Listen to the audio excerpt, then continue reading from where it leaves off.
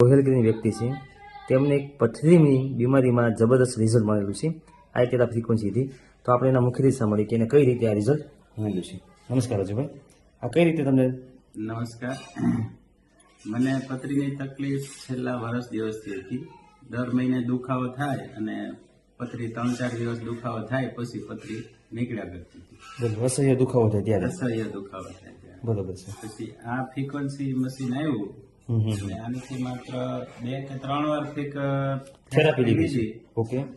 એટલે આ પથરી તૂટી અને દુખાવા વગર એની મેળે બહાર નીકળી ગઈ.